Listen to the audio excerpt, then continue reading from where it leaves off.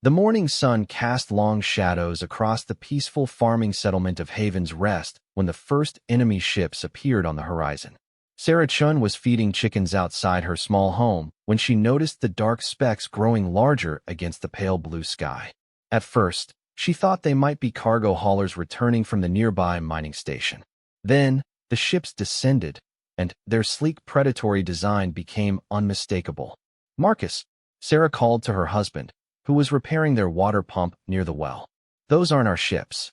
Marcus dropped his tools and shaded his eyes with one weathered hand. The approaching vessels bore the crimson markings of the Corvani Empire, humanity's most persistent enemy in this sector of space. His blood ran cold as he counted 12 attack craft in tight formation, their weapons ports already glowing with charging energy. "Sound the alarm," Marcus shouted, running toward the village center. "Everyone to the shelters." The warning bell began its urgent clanging as 300 souls scattered across Haven's Rest dropped whatever they were doing and ran for cover. Children were swept up by parents, elderly residents helped along by neighbors, and the few security personnel grabbed their basic weapons and took defensive positions. This was supposed to be a peaceful agricultural world, far from any strategic importance. The Corvani had never bothered with places like this before. Commander Zektal of the Corvani Third Strike Fleet watched the pathetic scrambling below with satisfaction.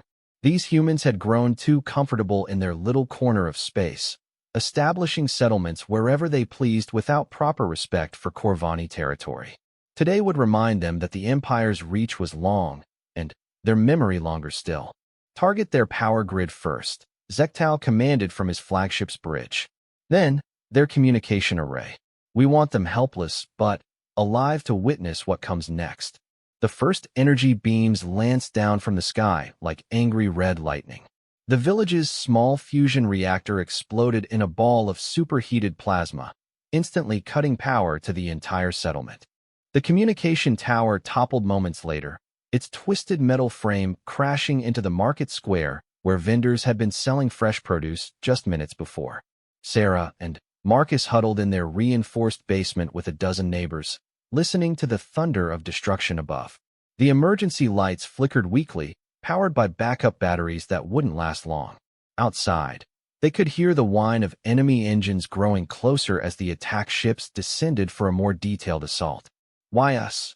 whispered Mrs. Patterson, an elderly woman who had helped establish this colony 15 years ago. "We don't have anything they want. We're just farmers and miners." Marcus checked his old military sidearm, making sure the charge pack was full. He had served in the Colonial Defense Force before settling down to civilian life, but those skills felt rusty and inadequate against a full Corvani strike force. "Sometimes there doesn't have to be a reason," he said quietly. "Sometimes they just want to send a message." Above ground, the Corvani ships landed in the village square with mechanical precision. Soldiers in powered armor poured out of the transports, their distinctive energy rifles sweeping for targets. These weren't the Empire's elite troops, but they didn't need to be for a mission like this. The settlement had perhaps 24 security officers with basic equipment, while the Corvani had brought 2 companies of regular infantry. Captain Vel has stepped out of the lead transport and surveyed the burning buildings around him. The humans had built a pleasant little community here, with tree-lined streets and well-maintained homes. It would look even better as a smoking ruin that other colonies could see from orbit. "Secure the area and round up the civilians," Vel has ordered. Standard intimidation protocol. "We want survivors to spread word of what happens to those who encroach on Imperial space." The Corvani soldiers began their systematic search, using portable scanners to locate the underground shelters where most of the population was hiding. They were in no hurry, taking time to thoroughly loot and destroy anything of value they encountered. This was meant to be an object lesson, after all. In the Chun family's basement, Marcus could hear heavy footsteps moving through the house above. His wife gripped his arm tightly, her eyes wide with fear. The other civilians looked to him expectantly, as if his old military service might somehow save them all. He wished he felt half as confident as they seemed to think he should. The basement door exploded inward in a shower of splinters and sparks. 3 Corvani soldiers descended the stairs, their armor systems humming with power. The lead trooper's helmet featured an intimidating skull design, while his companions flanked him with weapons ready. "Come out slowly," the lead soldier commanded in heavily accented English. "Resistance will be met with immediate termination." Marcus stood carefully, his hands visible and empty. "We're unarmed civilians," he said. "There's no need for violence here." The Corvani soldier's helmet tilted slightly, as if amused. "Violence? No, human. This is merely education. Your people need to learn proper respect for their betters." As the civilians were herded out of their hiding places and into the village square, Marcus got his first good look at the full extent of the attack force. 12 ships, perhaps 300 soldiers, and enough firepower to level a small city. This wasn't just a raid or a show of force. The Corvani intended to make an example that would be remembered across the sector. The villagers were forced to kneel in rows before the fountain at the center of the square. Many were crying, clutching each other for comfort as alien soldiers loomed over them with weapons drawn. The youngest children didn't understand what was happening, but they could sense their parents' terror and began wailing in response. Commander Zektal descended from his flagship with ceremonial deliberation, his ornate armor marking him as a high-ranking officer. He walked among the kneeling humans like a farmer inspecting livestock, occasionally stopping to examine someone more closely. "People of Haven's Rest," he announced, his voice amplified by his suit speakers. "Today you have the honor of serving the Corvani Empire in a most important capacity. Your destruction will send a message to every human settlement in this region. Respect our borders, or suffer the consequences." Sarah felt her heart hammering against her ribs. She had heard stories of Corvani brutality, but experiencing it firsthand was something else entirely. The alien commander seemed genuinely pleased by their terror, as if their fear was a form of entertainment. "Please," called out Mayor Williams from somewhere in the crowd. "We're just farmers and miners. We pose no threat to your empire. Surely there's been some mistake." Zektal turned toward the voice with predatory interest. "A mistake? No, human, there is no mistake. Your very existence in this space is an insult to imperial authority. But do not despair. Your deaths will serve a greater purpose than your lives ever could." As if his words were a signal, the Corvani soldiers began setting charges throughout the village. They worked with practiced efficiency, placing explosives in key structural points that would bring down entire blocks when detonated. This wasn't going to be a quick execution. They intended to destroy everything the colonists had built before finishing the job. Marcus watched the preparations with growing anger. These weren't soldiers fighting for their homeland or defending their families. They were just bullies with superior weapons, picking on helpless civilians to make themselves feel powerful. The old fire of his military days began to burn in his chest, pushing back against the cold fear that had gripped him since the attack began. "Sarah," he whispered to his wife, barely moving his lips. "When I give the signal, run for the woods behind the Miller farm. Don't look back." She started to protest, but he squeezed her hand once and looked away. There were 300 innocent people in this square, and the Corvani clearly intended to murder every one of them. Someone had to try something, even if the odds were hopeless. Young Tommy Patterson, barely 16 and small for his age, was trembling beside his grandmother near the front row. The boy had always been clever with electronics, helping maintain the village's communication systems in his spare time. As he watched the aliens plant their explosives, he noticed something that made his engineering-trained mind race with possibilities. The Corvani were using standard Imperial demolition charges, which he recognized from technical manuals he had studied. More importantly, they were all linked to a single command frequency that would trigger the simultaneous detonation. If someone could access that frequency and reverse the signal timing. Tommy's hands shook as he slowly reached into his pocket, where his personal tablet was hidden. The device was designed for routine maintenance tasks, but with the right modifications, it might be able to interface with the Corvani command network. It was an insane idea, but as he watched the aliens continue their methodical preparation for mass murder, insane started to look like their only option. Dr. Elizabeth Hawthorne knelt 3 rows back from the fountain, her medical bag clutched protectively against her chest. As the settlement's only doctor, she had treated everything from broken bones to difficult births over the past decade. She had never imagined that her final patients might be the entire population of Haven's Rest.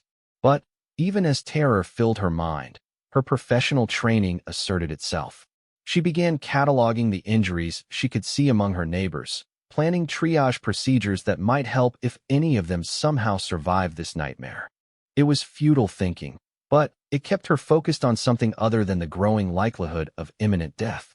The alien commander was still speaking, though his words barely registered through the haze of fear and desperation.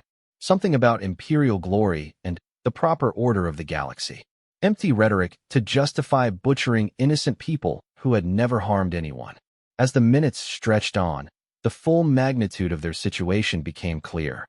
The Corvani weren't planning a quick execution. They wanted maximum psychological impact, which meant drawing out the terror as long as possible. The demolition charges would destroy the village completely, ensuring that any rescue force would find nothing but rubble and bodies. But the aliens had made one crucial mistake in their arrogance. They assumed that a small farming community would be defenseless and demoralized, unable to mount any meaningful resistance. They had never encountered humans like Marcus Chun, who carried decades of military experience beneath his farmer's exterior, or Tommy Patterson, whose young mind could see possibilities that older, more conventional thinkers might miss, or Dr. Hawthorne, whose dedication to preserving life burned stronger than her fear of losing her own. Commander Zektal raised his ceremonial weapon toward the sky, preparing to give the order that would reduce Haven's Rest to burning wreckage. In his mind, this moment would be remembered across the sector as a demonstration of Corvani power and human weakness. He had no way of knowing that he was about to learn a very different lesson about what humans could accomplish when pushed beyond their breaking point. The quiet farming village of Haven's Rest was about to show the Corvani Empire that there was more than one kind of strength in the galaxy. The first explosion came not from the planted charges, but from Tommy Patterson's modified tablet as it overloaded trying to hack the Corvani command frequency. The blast was small but unexpected, sending sparks flying across the square and momentarily distracting the alien soldiers. In that instant of confusion, Marcus Chun moved. His old military reflexes kicked in as he lunged toward the nearest Corvani trooper, grabbing for the alien's sidearm with desperate strength. The weapon discharged wildly as they struggled, sending energy bolts ricocheting off the fountain and nearby buildings. "Run!" Marcus shouted to the other villagers. "Scatter and run."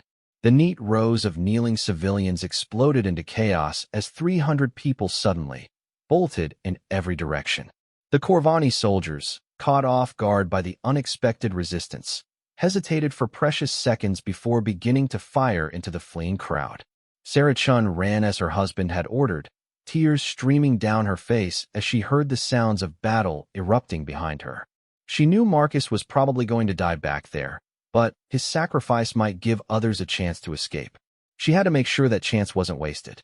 Dr. Hawthorne grabbed 2 injured children and half-carried them toward the cover of the nearest building.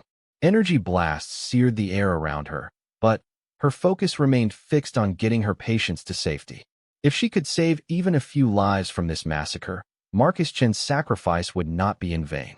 Young Tommy Patterson rolled under a nearby transport vehicle, his tablet sparking and smoking from its failed attempt to hack the alien systems. But as he huddled in the shadows, he realized that his desperate gambit might have accomplished something after all. The Corvani command frequency was still accessible through his device's burned circuits, and with the right adjustments. The battle for Haven's Rest had begun not with trained soldiers or advanced weapons, but with the desperate courage of ordinary people who refused to die quietly. The Corvani Empire was about to learn that humans could be far more dangerous than they appeared, especially when they had nothing left to lose. The chaos in the village square lasted only minutes, but those minutes changed everything. When the dust settled and the Corvani soldiers regained control, they found themselves facing a very different situation than they had expected. Of the 300 civilians they had planned to execute, nearly half had escaped into the surrounding countryside. Worse, several of their own soldiers lay dead or wounded, victims of desperate humans who had fought with improvised weapons and bare hands. Commander Zektal stood over Marcus Chin's body, his ornate helmet reflecting the burning buildings around them. The human had managed to kill 2 Corvani troopers and wound a third before being gunned down, using nothing but captured weapons and decades-old military training. It was an embarrassing display of incompetence by supposedly superior alien soldiers. "Search every building," Zektal ordered, his voice tight with anger. "Find the escaped civilians and bring them back. This mission will be completed according to plan." Captain Vel has stepped forward hesitantly. "Commander, perhaps we should simply destroy the village and report mission success. Chasing scattered civilians through the wilderness will take time we may not have." Zektal's helmet turned toward his subordinate with mechanical precision. "Are you suggesting we lie in our reports to High Command? That we allow humans to escape after attacking Imperial soldiers?" The captain quickly shook his head. "Of course not, Commander. I merely thought. You thought incorrectly. These humans will learn that resistance brings only greater suffering. Begin the search immediately." While the Corvani organized their hunt, the escaped villagers were discovering that their situation was far from hopeless. Sarah Chun had reached the woods behind the Miller farm, where she found dozens of other survivors gathering in a natural clearing. Among them was Dr. Hawthorne, who was already treating the wounded with supplies from her medical bag. "How many made it out?" Sarah asked, trying to keep her voice steady despite the grief threatening to overwhelm her. "About 150, replied Jim Miller, the settlement's chief engineer. "Maybe more scattered elsewhere. But they'll be hunting us soon." Old Pete Morrison, a grizzled former asteroid miner, spat into the dirt. "Let him come. These woods have been our home for 15 years. We know every trail, every cave, every stream. Those armored thugs will be stumbling around blind." Dr. Hawthorne looked up from bandaging a child's scraped knee. "We can't just hide forever. They'll burn the forest if they have to." "No," said a quiet voice from the edge of the clearing. Tommy Patterson emerged from behind a tree, his clothes torn and his tablet still smoking in his hands. "We can do better than hide." The adults turned toward the teenager with skeptical expressions. Tommy had always been a bright kid, but this was war, not an electronics project. "Listen," Tommy continued, his voice gaining confidence.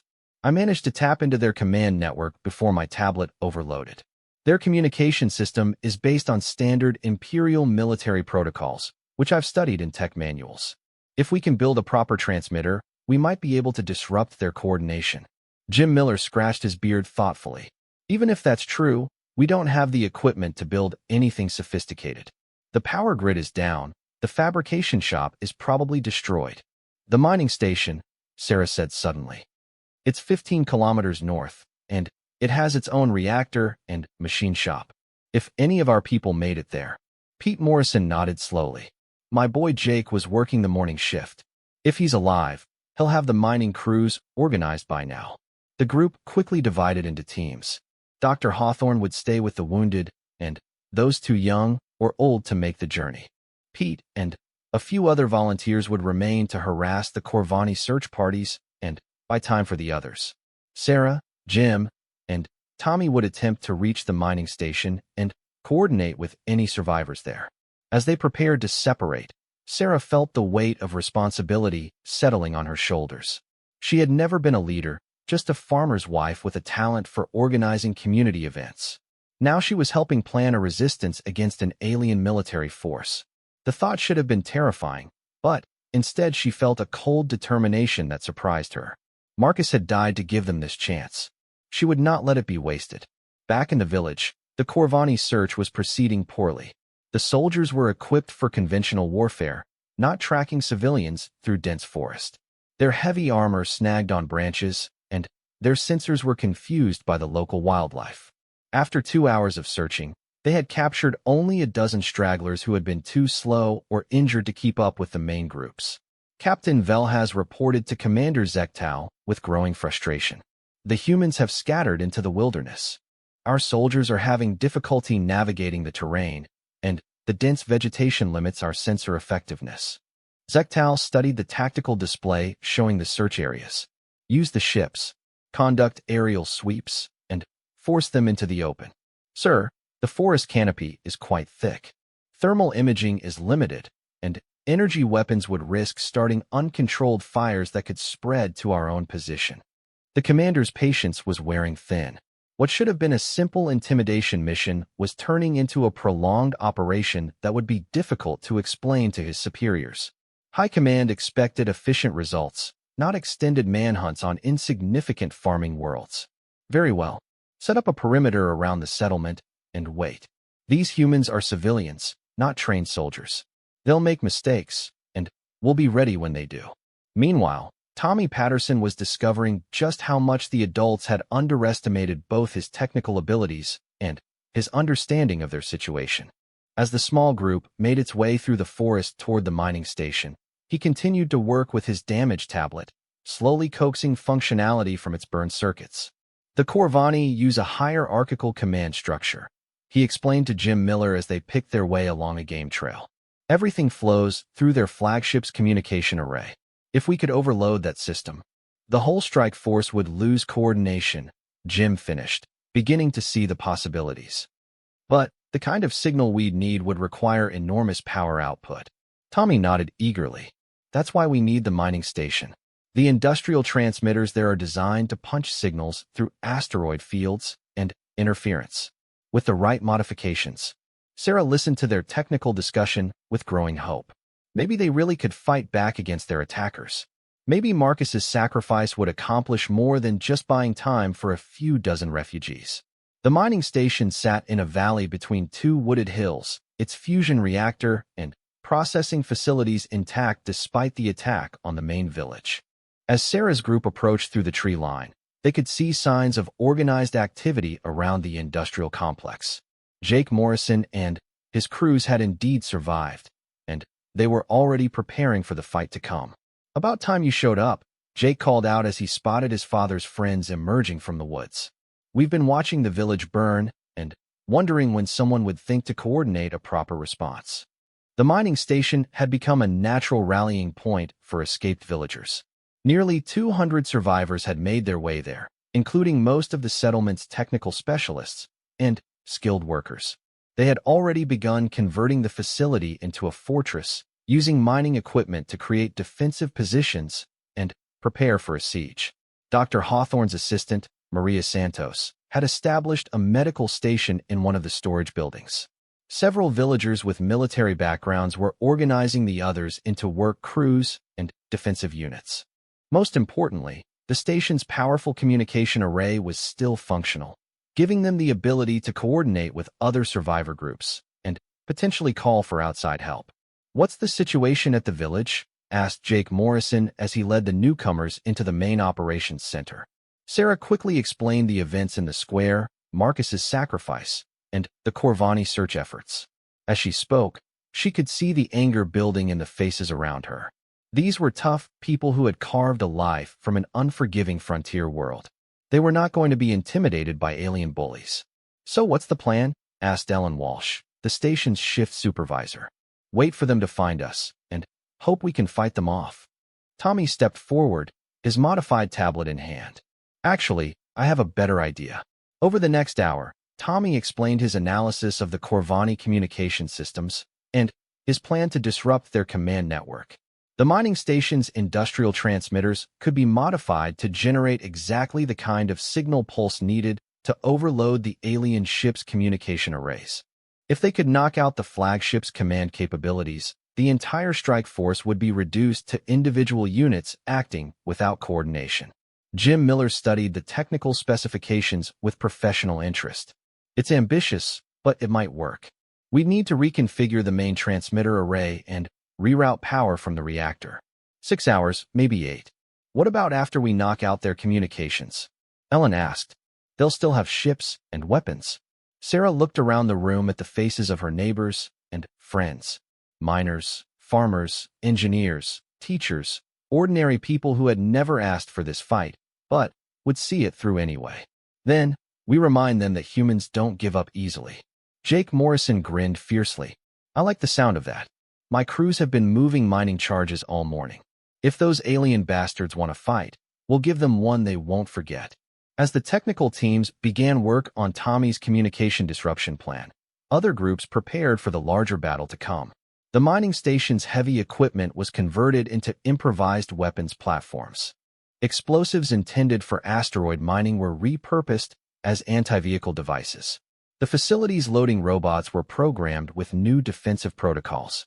Sarah found herself coordinating between the various work groups, drawing on skills she had developed organizing community projects over the years.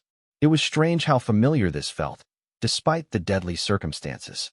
These were her people, her neighbors, her extended family. They had built something meaningful on this world, and they would not let it be destroyed without a fight. As evening approached, the first phase of their plan was ready to test. Tommy had successfully modified the mining station's transmitter array, creating a system capable of generating the precise signal pattern needed to overload Corvani communication systems. If his calculations were correct, a properly timed pulse would cascade through their entire network, leaving the alien forces deaf and blind for at least several hours. Range check confirms target acquisition, reported Maria Santos from the communication station. We have clear line of sight to the village and all Corvani positions. Tommy took a deep breath and placed his hand on the activation control, initiating signal pulse in 3, 2, 1. The modified transmitter array discharged with a brilliant flash that lit up the entire valley. For a moment, the mining station's fusion reactor dimmed as enormous power flowed through the improvised weapon system. Then, the pulse was gone, racing through space at the speed of light toward its targets. In the village, Commander Zektal was reviewing casualty reports when every communication system on his flagship suddenly screamed with electronic interference. Warning lights flashed across the bridge as circuit breakers tripped, and backup systems struggled to compensate for the massive signal overload. What happened? Zektal demanded as his officers worked frantically at their control stations. Unknown energy pulse, sir, reported the communications officer. All networks are down. We've lost contact with the ground teams and the other ships. The commander stared at his tactical display as unit markers began disappearing one by one. The supposedly helpless human civilians had somehow struck back with a level of technical sophistication he had not believed them capable of possessing. Restore communications immediately, he ordered, and prepare for ground assault on the mining station. These humans have made their choice. At the mining station, Tommy's successful attack had energized the entire community of survivors. For the first time since the attack began, they had struck back effectively against their tormentors. But, as Sarah watched the celebration around her, she knew this was only the beginning. The Corvani would be angry now, and angry enemies were often more dangerous than confident ones. The real test of human determination was still to come. The Corvani counterattack came at dawn, 3 days after Tommy Patterson's signal pulse had crippled their communication network. Commander Zektal had spent those days in a fury of frustration, watching his supposedly simple mission transform into a prolonged siege against resourceful human defenders who refused to accept their fate. Sarah Chen stood on the observation deck of the mining station's command center, watching alien aircraft approach through the morning mist. The past 72 hours had transformed both her and the community around her in ways she was still struggling to understand. The frightened farmer's wife who had fled from the burning village was gone, replaced by someone harder and more determined than she had ever imagined she could become. 12 attack craft incoming from the southeast, reported Jake Morrison from his position at the sensor station. Looks like they're bringing everything they have. The mining station had become a fortress over the past few days, with improvised defenses and weapon emplacements covering every approach. The survivors had worked with desperate efficiency, turning industrial equipment into instruments of war and transforming a peaceful facility into something that could challenge a military strike force. Dr. Hawthorne moved between the defensive positions, checking on the people who would soon be fighting for their lives. Her medical supplies were running low, but her spirit remained unbroken. She had seen what humans could accomplish when pushed beyond their limits, and she believed in their ability to survive this final assault. "Tommy, are you ready with the secondary pulse?" Sarah asked, turning toward the young engineer who had become their most valuable tactical asset. Tommy nodded from his position at the modified transmitter controls. The communication disruption worked better than expected. They've been operating with visual signals and courier runs for 3 days. But they'll have made adjustments by now, so this next pulse might not be as effective. Ellen Walsh's voice crackled over the internal communication system from her position in the reactor control room. Fusion plant is running at maximum stable output. We can give you all the power you need, but if they target the reactor directly, they won't, Sarah said with more confidence than she felt. They want this facility intact for their own use. That gives us an advantage. The first Corvani fighters screamed overhead, their energy weapons lighting up the defensive positions around the mining complex. But the human defenders were ready, and their response surprised the attacking pilots. The mining station's cargo haulers had been converted into mobile missile platforms, launching salvos of modified mining charges that exploded with devastating effect against the alien aircraft.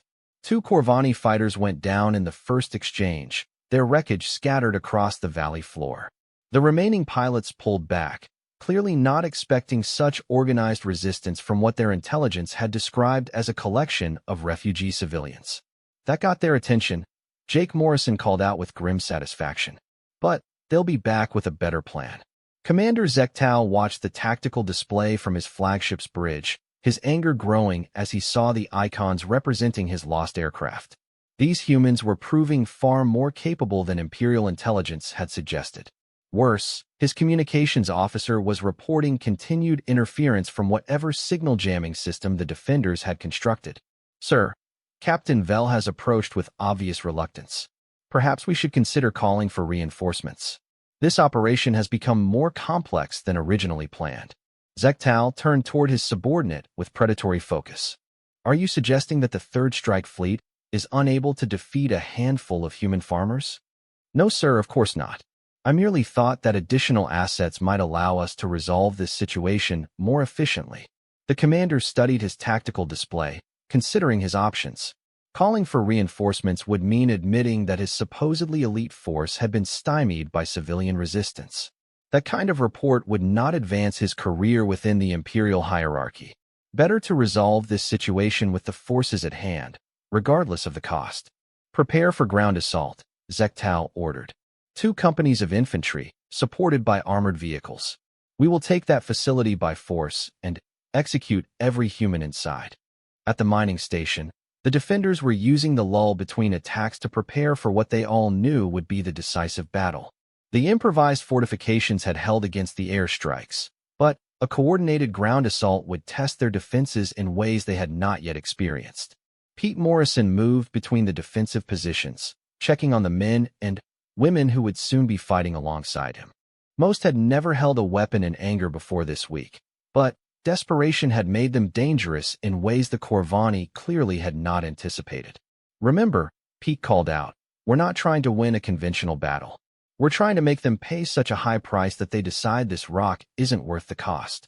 Sarah helped distribute the last of their improvised weapons to the civilian defenders. Modified mining tools, jury-rigged energy projectors, and explosive devices that had been intended for asteroid work, but would serve just as well against alien armor. It wasn't sophisticated equipment, but it was operated by people who understood exactly what they were fighting for. Contact, shouted Maria Santos from the observation deck. Ground vehicles approaching from the village direction. Estimate 30 armored transports with infantry support. The final battle for the mining station began with a thunderous barrage from Corvani heavy weapons. Energy beams and explosive projectiles hammered the human defenses, filling the air with smoke and debris. But the defenders held their positions, waiting for the alien infantry to come within range of their improvised weapons. Tommy Patterson crouched beside his signal transmission equipment, waiting for the optimal moment to deploy their remaining electronic countermeasures. The young engineer had become something of a legend among the survivors over the past few days, his technical innovations keeping them alive against overwhelming odds. They're trying to jam our internal communications, Tommy reported over the sound of explosions. But I can counter that. Give me 30 seconds. The Corvani ground assault was methodical and professional, exactly what Sarah had expected from an experienced military force. Infantry squads advanced under covering fire while armored vehicles provided mobile firepower support. It was textbook Imperial tactics, designed to overwhelm resistance through superior coordination and equipment. But the human defenders had advantages of their own. They knew every inch of the terrain around the mining station, having worked and lived there for years. They understood the capabilities and limitations of their improvised weapons better than any training manual could teach. Most importantly, they were fighting for their home, their families, and their future. The first Corvani infantry squads reached the outer defensive perimeter just as Tommy triggered his second signal pulse.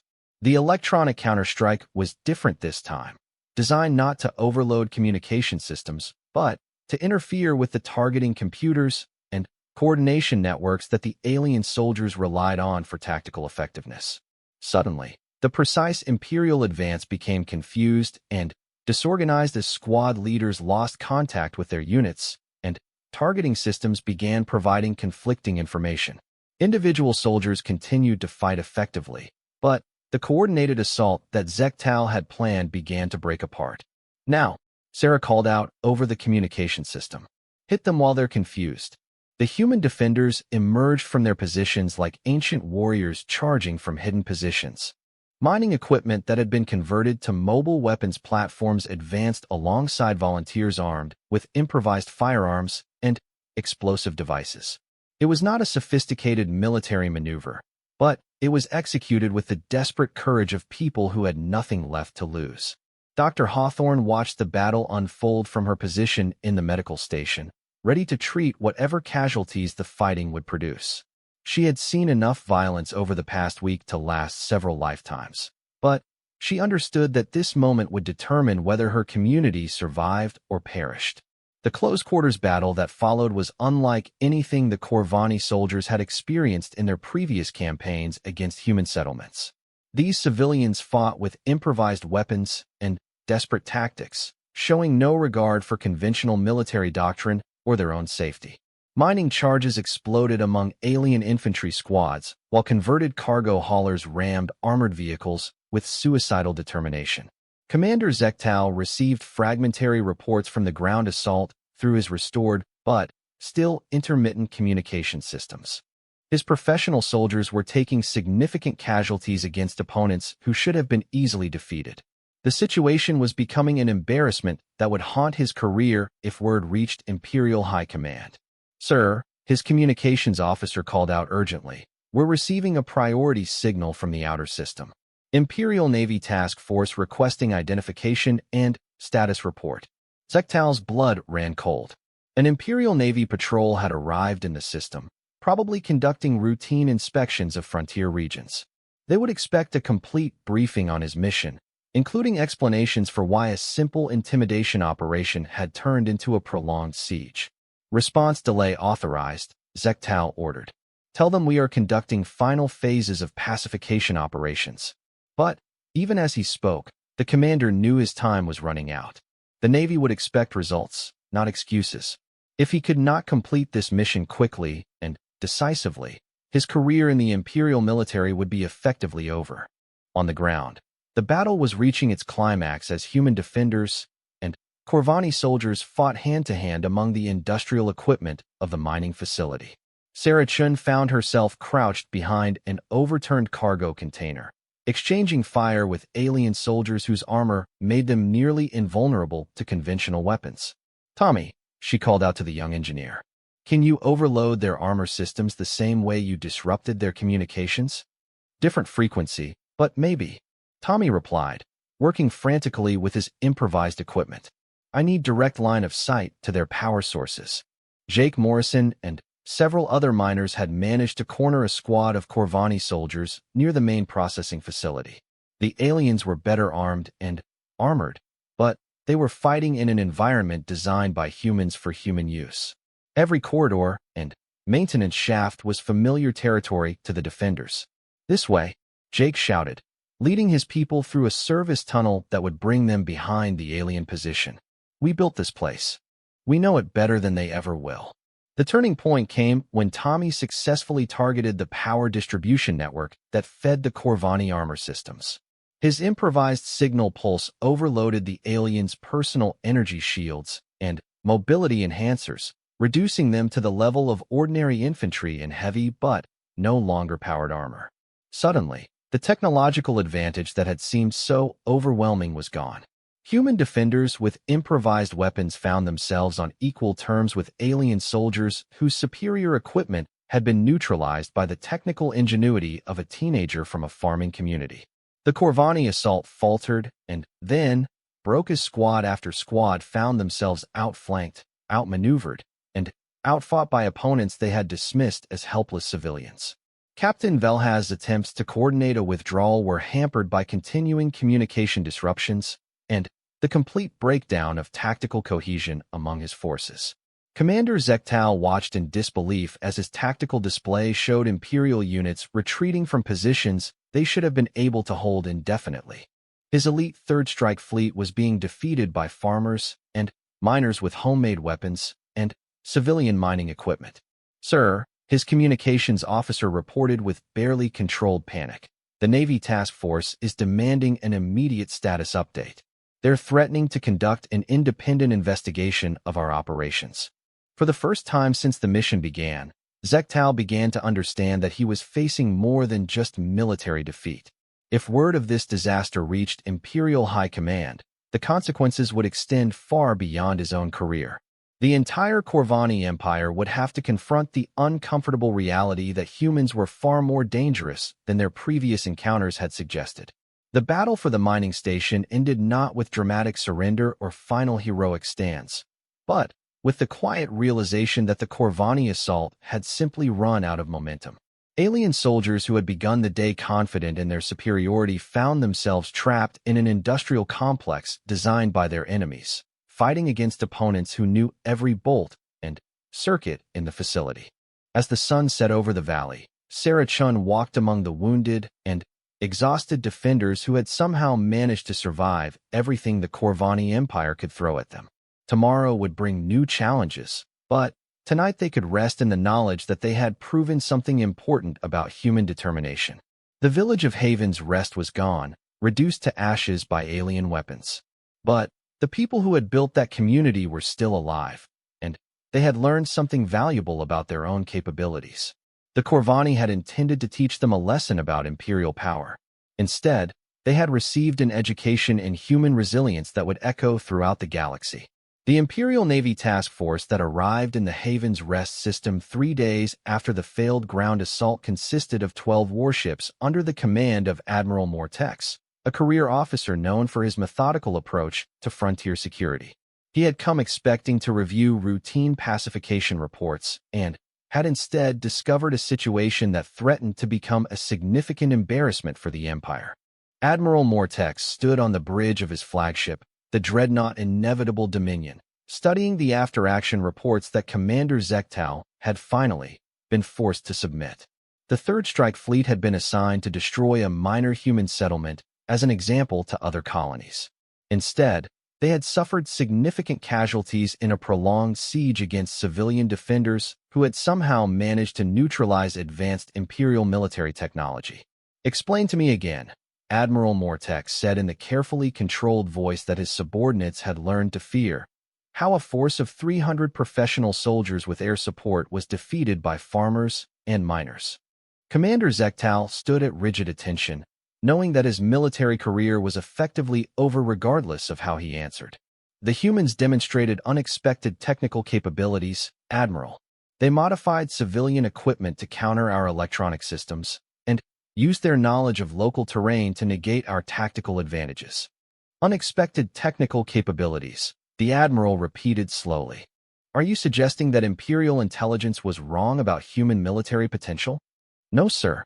These were civilians, not military personnel. But they adapted to combat conditions faster than our assessments predicted." Admiral Mortex turned to study the tactical displays showing the current situation around the mining station.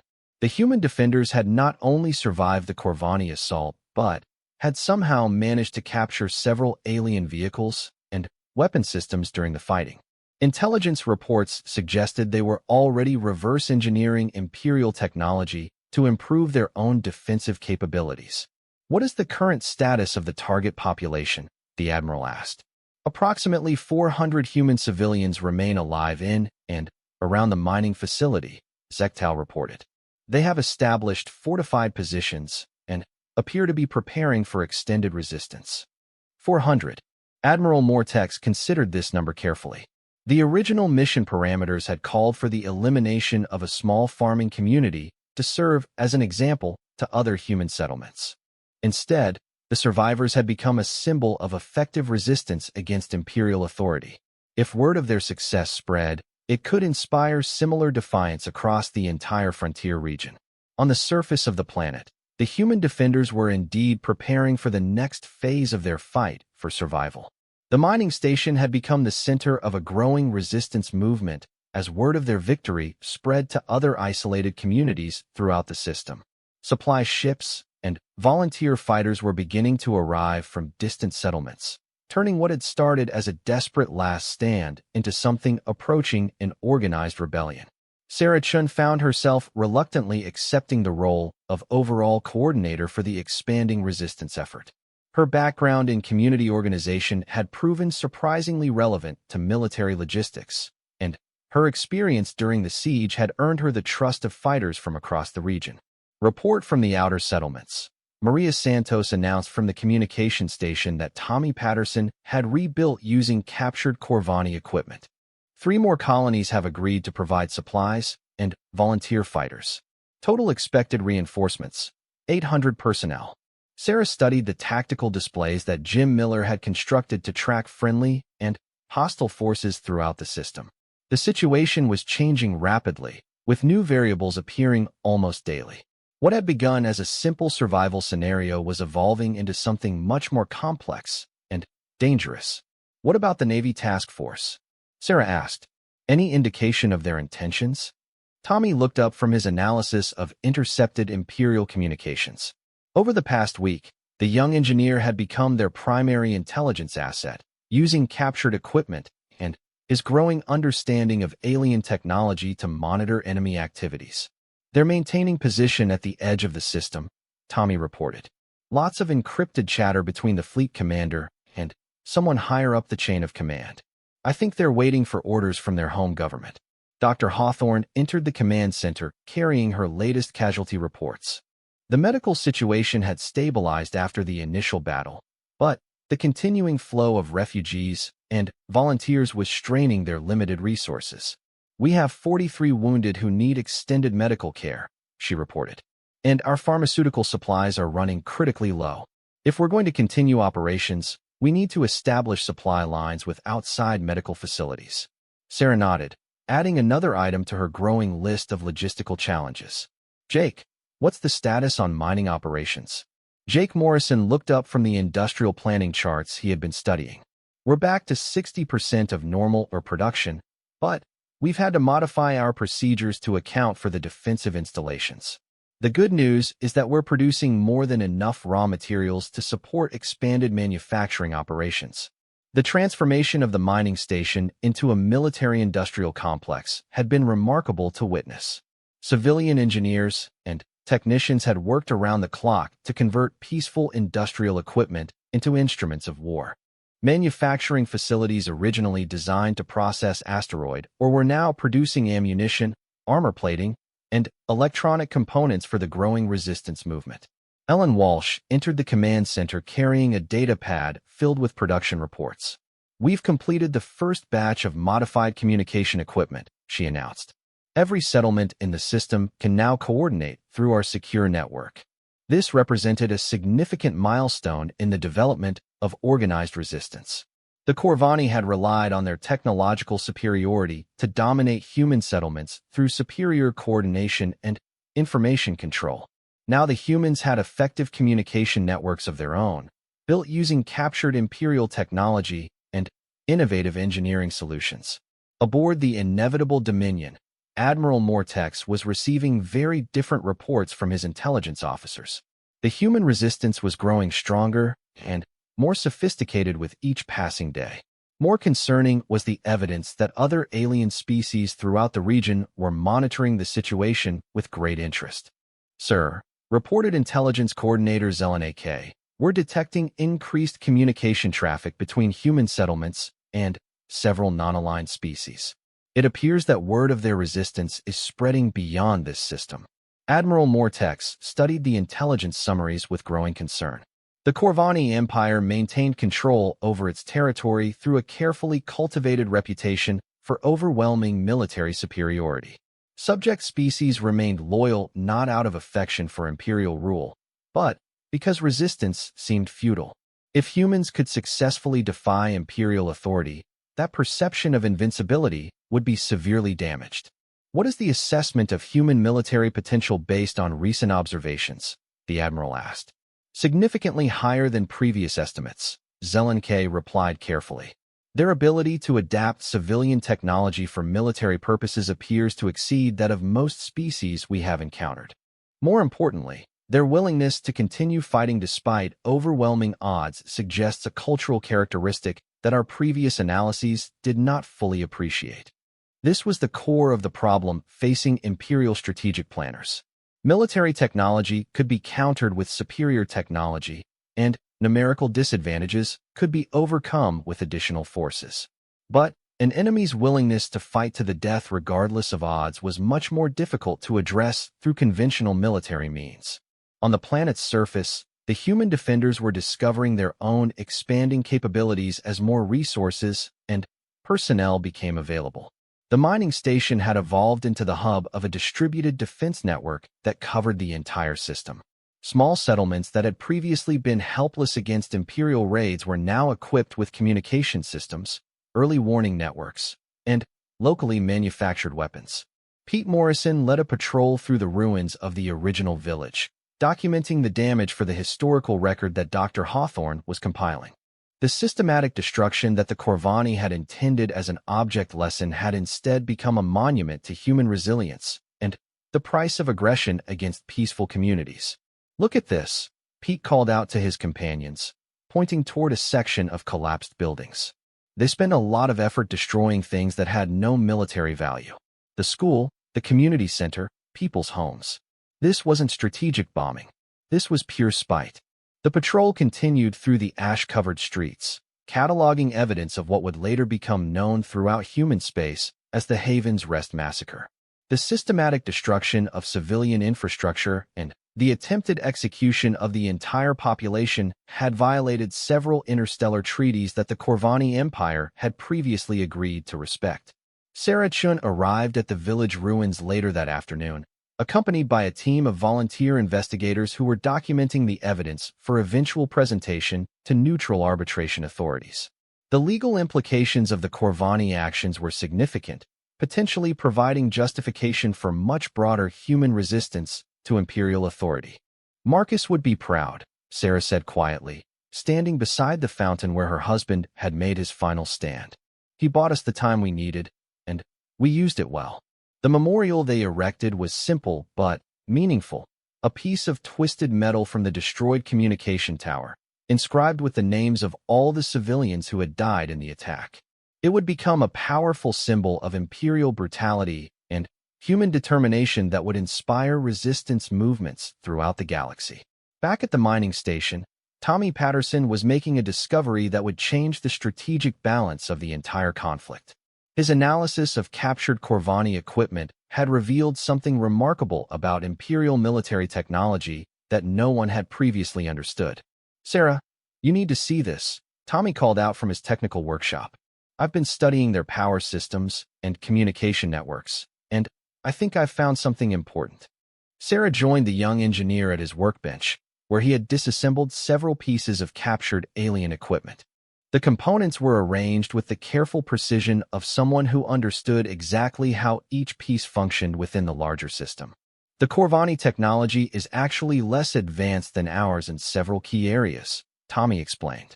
They've achieved superior performance through standardization and mass production, but their fundamental design principles are more conservative than what we use.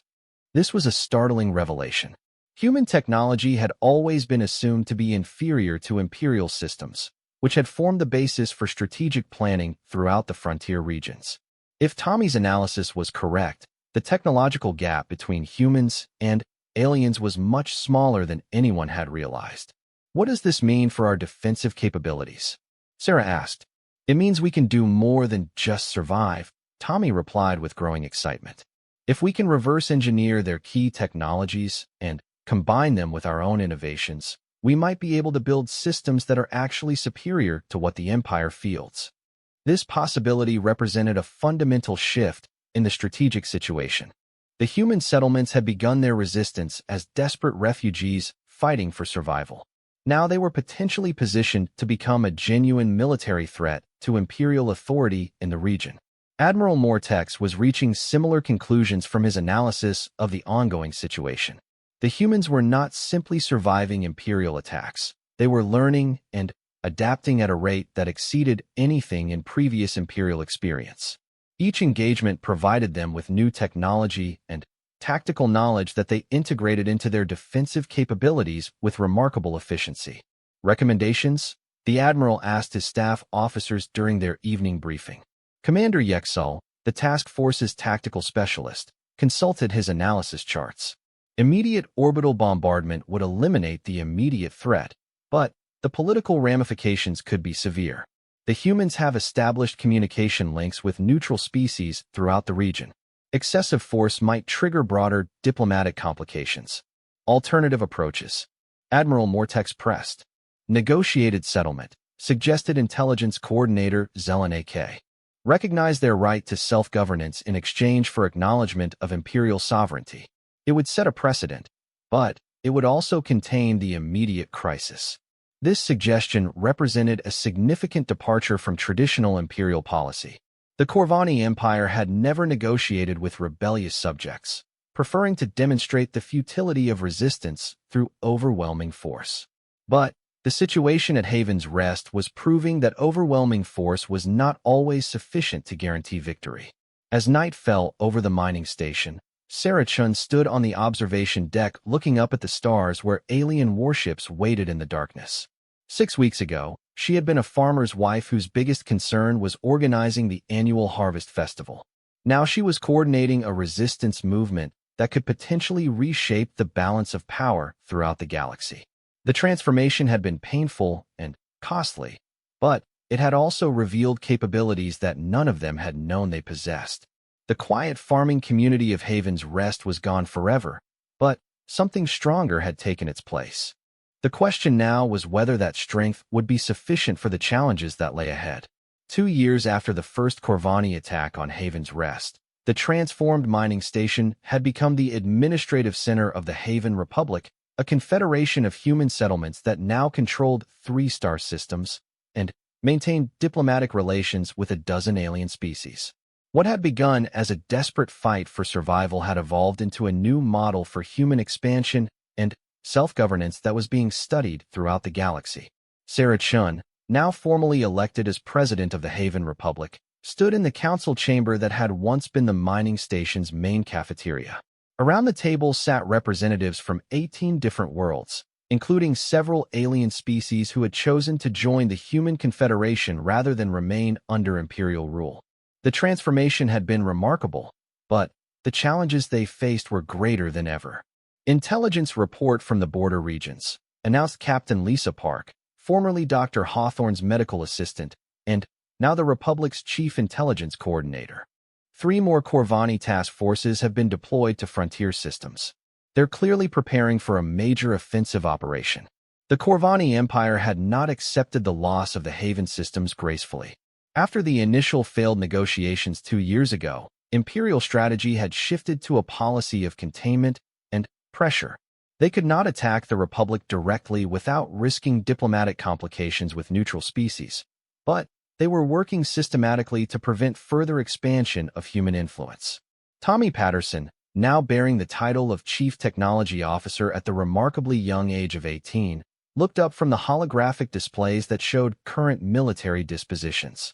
Our early warning network is detecting increased activity around the Corvani base at Nexus Station. Ship movements suggest they're concentrating forces for something big. The Republic had grown far beyond what its founders had ever imagined possible. The industrial base that had begun with converted mining equipment now included sophisticated manufacturing facilities capable of producing starships and advanced weapons systems.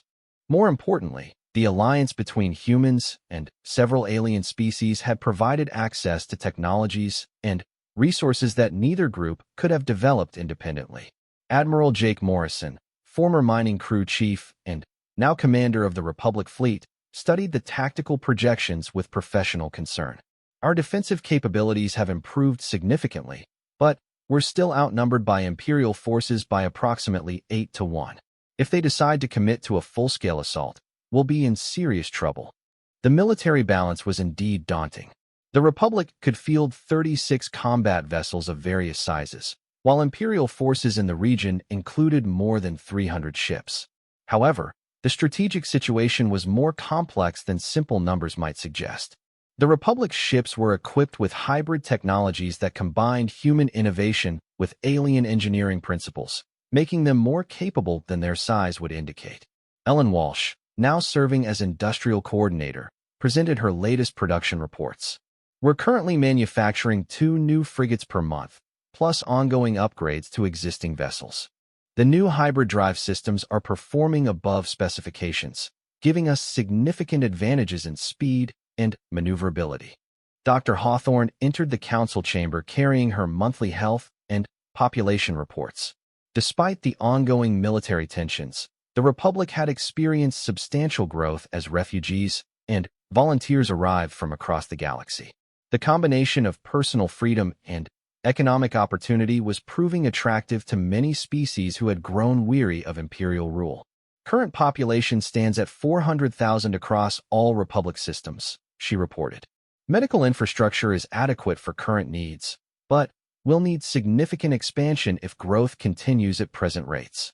The success of the Haven Republic had created diplomatic ripples throughout the galaxy. Other species were watching closely to see whether the human experiment in multi-species cooperation would survive imperial pressure. If it did, the political implications could reshape interstellar relations for generations to come. Ambassador Thelvar, a Zaxian diplomat whose species had recently joined the Republic Alliance, provided the latest reports from neutral territories.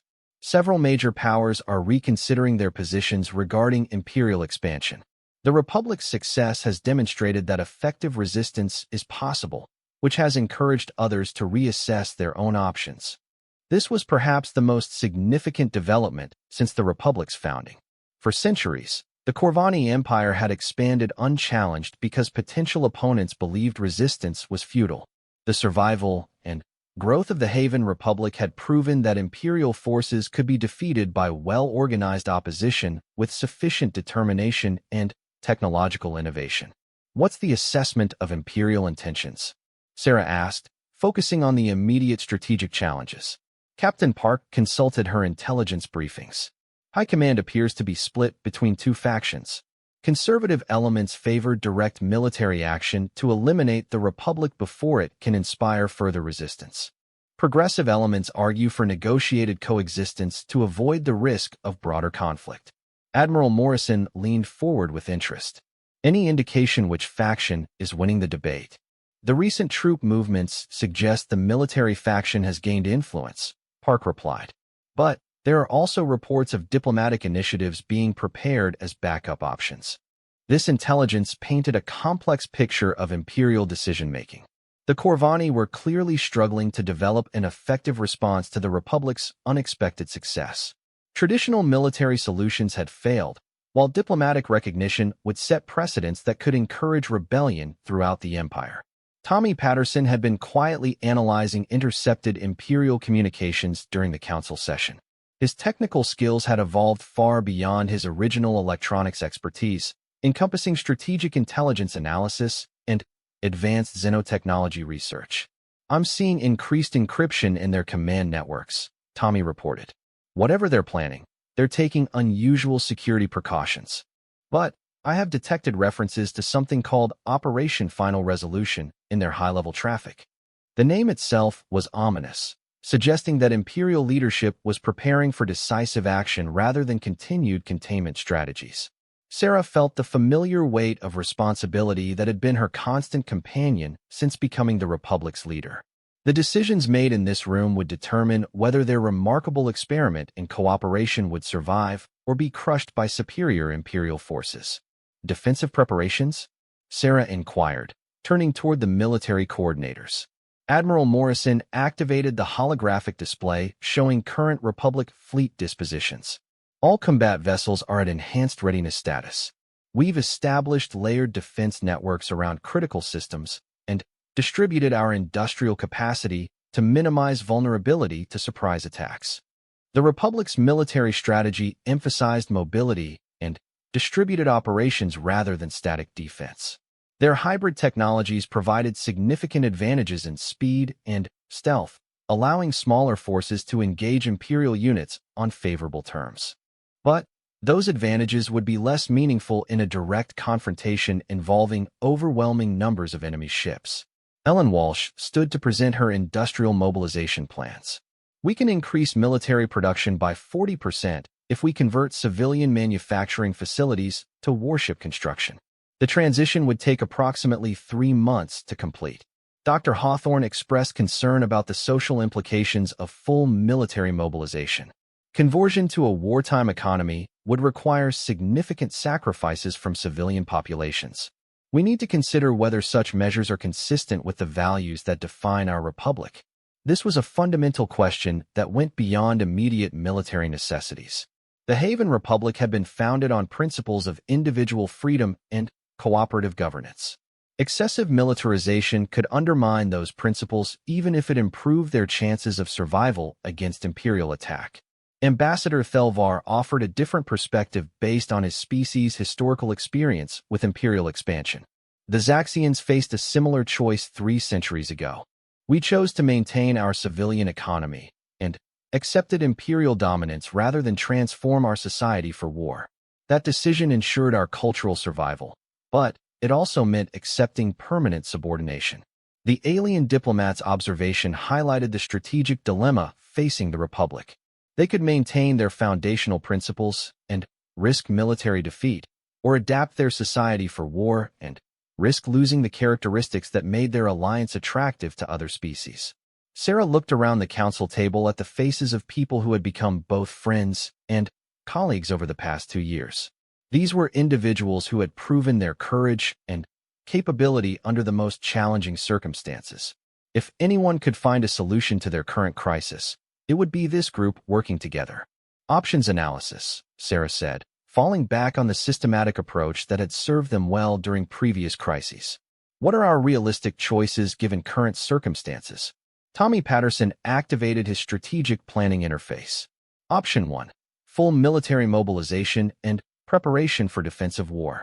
Advantages include maximum combat capability and deterrent effect. Disadvantages include social disruption and potential transformation into a purely military society. Option 2. Continued Admiral Morrison. Preemptive offensive operations against Imperial staging areas. Advantages include initiative and potential disruption of their attack preparations. Disadvantages include escalation risk and resource requirements that might exceed our capabilities. Captain Park presented the diplomatic alternative. Option 3. Negotiated settlement through neutral arbitration. Advantages include preservation of current gains and avoidance of destructive warfare. Disadvantages include dependence on Imperial willingness to negotiate and potential acceptance of limitations on future expansion. Dr. Hawthorne added a 4th possibility. Option 4. Distributed evacuation and guerrilla resistance. Advantages include survival of our population and principles. Disadvantages include abandonment of fixed assets and infrastructure we've built. Each option represented a fundamental choice about what the Republic would become and what values it would prioritize. Sarah understood that this decision would shape not only their immediate survival, but the entire future trajectory of human expansion into the galaxy. Personal recommendations? She asked, wanting to understand how each council member viewed their options. Ambassador Thelvar spoke first. From an interstellar diplomatic perspective, the Republic's greatest value is as a demonstration that alternatives to Imperial hegemony are possible. That value would be preserved regardless of which option we choose, as long as our principles survive the decision. Admiral Morrison took a more practical approach. Military analysis suggests that purely defensive strategies offer the best chance of survival with current force ratios. We should prepare for defensive war while maintaining diplomatic options as backup alternatives. Tommy Patterson offered a technological perspective. Our hybrid systems give us significant advantages in asymmetric warfare. If we can avoid direct fleet confrontations and focus on disrupting Imperial logistics and communications, we might be able to impose costs that exceed their willingness to continue offensive operations. Dr. Hawthorne emphasized the human factors that had made their success possible. Our greatest strength has always been our ability to adapt and innovate under pressure. Whatever strategy we choose should maximize opportunities for that kind of creative problem-solving. Ellen Walsh focused on the industrial implications. Rapid military expansion would strain our resources, but might provide enough deterrent effect to prevent Imperial attack. However, we should also consider the long-term economic sustainability of various military postures. Sarah listened to each perspective carefully, weighing the different factors that would influence their decision. As she had learned during the original siege 2 years ago, the most important considerations were often psychological rather than purely military or economic. The Corvani made a fundamental error when they first attacked our village, Sarah said finally. They assumed that destroying our homes and killing our people would make the survivors willing to accept subjugation. Instead, it convinced us that we had nothing to lose by fighting back. She stood and walked to the large viewing window that looked out over the transformed industrial complex that had become the Republic's capital. We've built something remarkable here, but it's not the buildings or the technology that make us strong. It's the idea that ordinary people can choose their own future if they're willing to work together and fight for what they believe in. Sarah turned back toward the council table. The Empire wants to destroy that idea because it threatens their entire system of control. They're not really fighting us. They're fighting the possibility that others might follow our example. The weight of historical significance settled over the council chamber. These individuals, who had begun as refugees from a destroyed farming community, were now making decisions that could influence the political development of the galaxy for centuries to come. Recommendation, Sarah announced. We prepare for defensive war while maintaining diplomatic initiatives. We demonstrate that our principles make us stronger, not weaker, than imperial authoritarianism. And we trust in the same determination that brought us this far to carry us through whatever challenges lie ahead.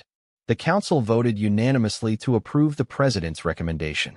As they prepared to implement their decisions, each member understood that they were writing the next chapter in a story that had begun with the simple refusal of a farming community to accept destruction quietly. The village of Haven's Rest was gone, but its legacy lived on in the republic that bore its name.